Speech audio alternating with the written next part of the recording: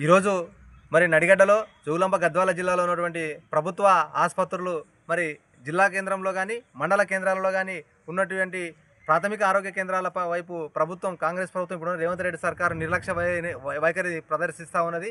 మరి ప్రజలకి వైద్యాన్ని అందించకుండా మరి వాళ్ళ చాలా ఇబ్బందులకు గురి చేసే పరిస్థితి తీసుకురావడం దుర్మార్గం ఈ కాంగ్రెస్ ప్రభుత్వం.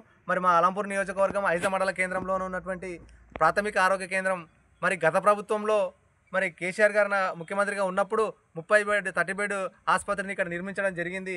మరి నిర్మించినటువంటి ఆసుపత్రిని ఇప్పుడు అందుబాటులోకి తీసుకురాలేని పరిస్థితుల్లో ఈ కాంగ్రెస్ ప్రభుత్వం రేవంత్ రెడ్డి సర్కార్ ఉండడం దుర్మార్గం. మరి ఐజ మండల కేంద్రము మరి ఐజ మండలము చాలా పెద్దది, చాలా గ్రామాలు ఈ మండలానికి అటాచ్మెంట్ అయి ఉన్నాయి. దాదాపు 70 గ్రామాల ప్రజలు మరి మండల కేంద్రానికి నిత్యం వస్తూ ఉంటారు.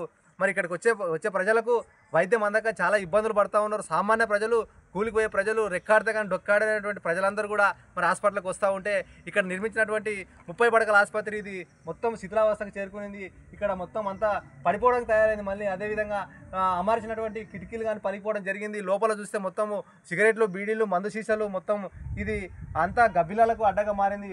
మొత్తం పడిపోయే పరిస్థితిలోకి వచ్చింది. దీని పర్యవేక్షణ పూర్తి నిర్లక్ష్యం చేసినారు ఇప్పుడున్న కాంగ్రెస్ ప్రభుత్వం. ఇంత లక్షలతో కూడి ఖర్చు పెట్టి భవనాన్ని నిర్మిస్తే ఇవాళ ప్రారంభించి ప్రజలకు అందుబాటులోకి తీసుకురాలేని దుర్మార్గమైన పరిస్థితిలో ఈ రేవంత్ రెడ్డి సర్కార్ ఉండడం దుర్మార్గం.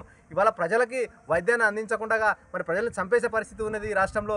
అదేవిధంగా చూస్తున్న వైద్య మండల కేంద్రంలో ఇప్పుడున్న ప్రాథమిక ఆరోగ్య కేంద్రంలో అంటే మందులు, కాలం చెల్లిన మందులను కూడా ఇస్తూ ఉన్నారు. మరి ఎక్స్పైర్ అయినటువంటి మందులను సామాన్య ప్రజలకు ఇచ్చి వాళ్ళను చంపేసే పరిస్థితికి తీసుకురావడం అంటే దారుణము పరిస్థితి. మేము ఒకటే డిమాండ్ చేస్తున్నాం, తక్షణమే జిల్లా కలెక్టర్ గారికి కానీ మరి ఇక్కడ ఉన్న డిఎంహెచ్ఓ గారికి కానీ మరి అధికార యంత్రాంగానికి కానీ అందరికీ కూడా డిమాండ్ చేస్తున్నాం. తక్షణమే ఐజ మండల కేంద్రంలో ఉన్నటువంటి ఈ 30 పడకల ఆసుపత్రిని తక్షణమే ఓపెన్ చేసి ప్రారంభించి ప్రజలకు అందుబాటులోకి తీసుకురావాలి.